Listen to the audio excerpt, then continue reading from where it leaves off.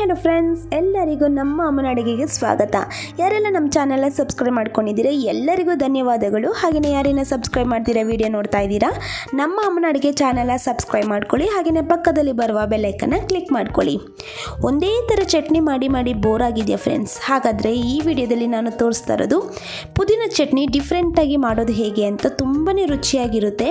ಬನ್ನಿ ಇವಾಗ ಪುದೀನ ಚಟ್ನಿ ಮಾಡೋದಕ್ಕೆ ಇಂಗ್ರೀಡಿಯೆಂಟ್ಸ್ ಏನೇನಂತ ನೋಡ್ಕೊಂಬರೋಣ. ಒಂದು ಈರುಳ್ಳಿನ ಮೀಡಿಯಮ್ ಸೈಜಲ್ಲಿ ಕಟ್ ಮಾಡಿ ಇಟ್ಕೊಂಡಿದ್ದೀನಿ. ಒಂದು ಟೊಮೆಟೊನ ಮೀಡಿಯಮ್ ಸೈಜಲ್ಲಿ ಕಟ್ ಮಾಡಿ ಇಟ್ಕೊಂಡಿದ್ದೀನಿ. ಅರ್ಧ ಕಪ್ ಆಗೋಷ್ಟು ಪುದೀನ ತೊಗೊಂಡಿದ್ದೀನಿ. 2 ಒಣಮೆಣಸಿನ್ಕಾಯಿ, 2 ಹಸಿಮೆಣಸಿನ್ಕಾಯಿನ ಕಟ್ ಮಾಡಿ ಇಟ್ಕೊಂಡಿದ್ದೀನಿ ಉದ್ದುದ್ದಕ್ಕೆ. ಸ್ವಲ್ಪ ಹುಣಸೆಹಣ್ಣು ತೊಗೊಂಡಿದ್ದೀನಿ. 4 ಬೆಳ್ಳುಳ್ಳಿ ತೊಗೊಂಡಿದ್ದೀನಿ. ಕರಿಬೇವು 1 ಟೇಬಲ್ ಸ್ಪೂನ್, 1/4 ಟೀ ಸ್ಪೂನ್ ಆಗೋಷ್ಟು ಸಾಸಿವೆ ಬೇಕಾಗುತ್ತೆ, 1/4 ಟೀ ಸ್ಪೂನ್ ಆಗೋಷ್ಟು ಉದ್ದಿನಬೇಳೆ, 1.5 ಟೇಬಲ್ ಸ್ಪೂನ್ ಆಗೋಷ್ಟು ಕಡಲೆಬೇಳೆ, 1/4 ಕಪ್ ತೆಂಗಿನ ತುರಿ, ರುಚಿಗೆ ತಕ್ಕಷ್ಟು ಉಪ್ಪು, ಎಣ್ಣೆ 2 ಟೇಬಲ್ ಸ್ಪೂನ್. ಮಾಡೋದು ಹೇಗೆ ಅಂತ ನೋಡೋಣ. ಇಲ್ಲಿ ನಾನು ಸ್ಟವ್ ಹಚ್ಚಿ ಈ ಥರ ಕಡಾಯನ್ನು ಇಟ್ಕೊಂಡಿದ್ದೀನಿ. ಇವಾಗ ಇದಕ್ಕೆ ನಾನು ಎಣ್ಣೆನ ಹಾಕ್ಕೊಂಡಿದ್ದೀನಿ. ಜಾಸ್ತಿ ಎಣ್ಣೆನೂ ಹಾಕಿಲ್ಲ, ಒಂದು ಅರ್ಧ ಟೀ ಸ್ಪೂನ್ ಅಷ್ಟು ಎಣ್ಣೆ ಹಾಕ್ಕೊಂಡು ಮೊದಲು ನಾನು ಕಡಲೆಬೇಳೆನ ಈ ಥರ ಚೆನ್ನಾಗಿ ಫ್ರೈ ಮಾಡ್ಕೊತಾ ಇದ್ದೀನಿ. ನೋಡಿ, ಕಡಲೆಬೇಳೆ ಕಲರು ಲೈಟಾಗಿ ಚೇಂಜ್ ಆಗಬೇಕು ಅಷ್ಟೇ ಫ್ರೆಂಡ್ಸ್, ಜಾಸ್ತಿ ಚೇಂಜ್ ಆಗೋದು ಬೇಡ.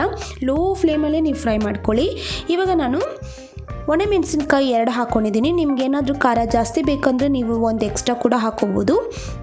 ಇವಾಗ ಇದನ್ನು ನೋಡಿ ಲೈಟಾಗಿ ಫ್ರೈ ಮಾಡ್ಕೊಂಡಿದ್ದಾದಮೇಲೆ ನಾನು ಸಪ್ರೇಟಾಗಿ ಎತ್ತಿಟ್ಕೊತಾ ಇದ್ದೀನಿ. ನೋಡಿ, ಜಾಸ್ತಿ ಕಲರು ಚೇಂಜ್ ಆಗಬಾರ್ದು, ಅದು ಸೀದೋಗಬಾರ್ದು.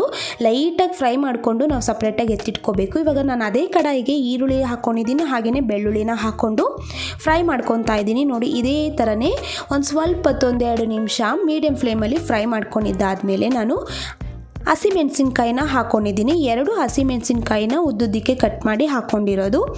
ಇಷ್ಟು ಹಾಕ್ಕೊಂಡು ಚೆನ್ನಾಗಿ ಫ್ರೈ ಮಾಡ್ಕೋಬೇಕು. ಇವಾಗ ಇದೆಲ್ಲ ಫ್ರೈ ಮಾಡ್ಕೊಂಡಿದ್ದಾದಮೇಲೆ ನಾನು ಟೊಮೆಟೊನ ಹಾಕ್ಕೊಂಡಿದ್ದೀನಿ. ಟೊಮೆಟೊ ಅಷ್ಟೇ ಸಾಫ್ಟ್ ಆಗಬೇಕು, ಅಲ್ಲಿವರೆಗೂ ನಾವು ಫ್ರೈ ಮಾಡ್ಕೋಬೇಕಾಗುತ್ತೆ. ಜಾಸ್ತಿನೂ ಫ್ರೈ ಮಾಡೋಕ್ಕೆ ಹೋಗ್ಬಿಡಿ, ಜಸ್ಟ್ ಅದು ಸಾಫ್ಟ್ ಆಗೋವರೆಗೂ ಫ್ರೈ ಮಾಡಿಕೊಂಡ್ರೆ ಸಾಕು. ಇವಾಗ ನಾನಿಲ್ಲಿ ರುಚಿಗೆ ತಕ್ಕಷ್ಟು ಉಪ್ಪನ್ನು ಹಾಕ್ಕೊಂಡು ಚೆನ್ನಾಗಿ ಇದೇ ಥರನೇ ಫ್ರೈ ಮಾಡ್ಕೊತಾ ಇದ್ದೀನಿ. ನೀವು ಈ ಟೈಮಲ್ಲಿ ಉಪ್ಪನ್ನು ಹಾಕ್ಕೊಂಡು ಚೆನ್ನಾಗಿ ಇದೇ ಥರನೇ ಫ್ರೈ ಮಾಡ್ಕೊಂಡಿದ್ದಾದಮೇಲೆ ನಾನಿವಾಗ ಹುಣಸೆಹಣ್ಣು ಹಾಕ್ಕೊಂಡಿದ್ದೀನಿ, ಹಾಗೆಯೇ ಪುದೀನನ ಹಾಕ್ಕೊಂಡು ಚೆನ್ನಾಗಿ ಇದೇ ಥರನೇ ಫ್ರೈ ಮಾಡ್ಕೋಬೇಕು. ಪುದೀನ ಏನಿದೆ ಫುಲ್ಲು ನೋಡಿ ಈ ಥರ ಸಾಫ್ಟ್ ಆಗಿಬಿಡುತ್ತೆ, ಅಲ್ಲಿವರೆಗೂ ಫ್ರೈ ಮಾಡಿಕೊಂಡ್ರೆ ಸಾಕಾಗುತ್ತೆ. ಇವಾಗ ನೋಡಿ ಇದೆಲ್ಲ ತಣ್ಣಗಾಗೋದಕ್ಕೆ ಬಿಡೋಣ. ಇವಾಗ ನಾನೊಂದು ಮಿಕ್ಸಿ ಜಾರ್ ತೊಗೊಂಡಿದ್ದೀನಿ. ಇವಾಗ ನಾನು ಮೊದಲೇ ಫ್ರೈ ಮಾಡಿ ಇಟ್ಕೊಂಡಿದ್ನಲ್ಲ ಕಡಲೆಬೇಳೆ, ಒಣಮೆಣಸಿನ್ಕಾಯಿ, ಇದನ್ನು ನಾನು ಪೌಡರ್ ಮಾಡ್ಕೊಂಡು ಬರ್ತೀನಿ. ನೀರೇನು ಹಾಕೋಕ್ಕೆ ಹೋಗ್ಬಿಡಿ, ಜಸ್ಟ್ ನಾವು ಈ ಥರ ಚೆನ್ನಾಗಿ ಪೌಡರ್ ಮಾಡ್ಕೋಬೇಕಾಗುತ್ತೆ ಮೊದಲು. ನೋಡಿ, ಈ ಥರ ಎಲ್ಲ ಪೌಡರ್ ಮಾಡ್ಕೊಂಡಿದ್ದಾದಮೇಲೆ ಇವಾಗ ಅದೇ ನಾನು ಮಿಕ್ಸಿ ಜಾರಿಗೆ ನಾನು ಈರುಳ್ಳಿ, ಟೊಮೆಟೊ ಏನಿದೆಲ್ಲ ಫ್ರೈ ಮಾಡಿ ಇಟ್ಕೊಂಡಿದ್ದೆ ಅದನ್ನ ಹಾಕ್ಕೊಂಡಿದ್ದೀನಿ ತಣ್ಣಗಾದ್ಮೇಲೆ. ಇವಾಗ ಇದನ್ನು ನಾನು ಚೆನ್ನಾಗಿ ಇದೇ ಥರನೇ ಪೇಸ್ಟಾಗಿ ಮಾಡ್ಕೊಂಬರ್ತೀನಿ. ಇವಾಗ ನಾನು ತೆಂಗಿನಕಾಯಿ ಹಾಕ್ಕೊಂಡಿದ್ದೀನಿ. ನಿಮಗೆ ಇವಾಗ ಒಂದು ಸ್ವಲ್ಪ ನೀರು ಬೇಕಾದರೆ ಸ್ವಲ್ಪ ನೀರು ಹಾಕ್ಕೊಂಡು ಈ ಥರ ಚೆನ್ನಾಗಿ ಪೇಸ್ಟ್ ಮಾಡ್ಕೋಬೋದು.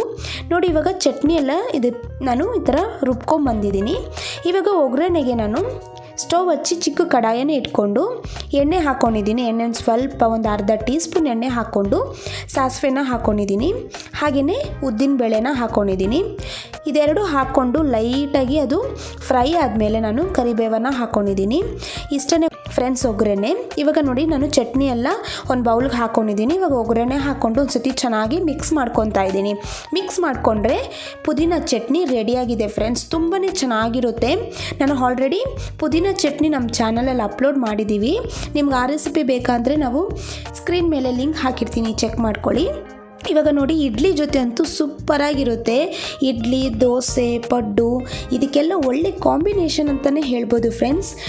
ನಿಮ್ಗೆ ಈ ರೆಸಿಪಿ ಇಷ್ಟ ಆಗಿದ್ದರೆ ನೀವು ಕೂಡ ಮನೆಯಲ್ಲಿ ಸತಿ ಟ್ರೈ ಮಾಡಿ ಹೇಗೆ ಬಂತು ಅಂತ ಕಮೆಂಟ್ ಮಾಡಿ. ಹಾಗೆಯೇ ನಮ್ಮ ಅಮ್ಮನ ಅಡುಗೆ ಚಾನಲ್ನ ಸಬ್ಸ್ಕ್ರೈಬ್ ಮಾಡ್ಕೊಂಡಿಲ್ಲ ಅಂದರೆ ಸಬ್ಸ್ಕ್ರೈಬ್ ಮಾಡ್ಕೊಳ್ಳಿ. ಪಕ್ಕದಲ್ಲಿ ಬರುವ ಬೆಲ್ ಐಕನ್ನ ಕ್ಲಿಕ್ ಮಾಡೋದು ಮಾತ್ರ ಮರಿಬೇಡಿ.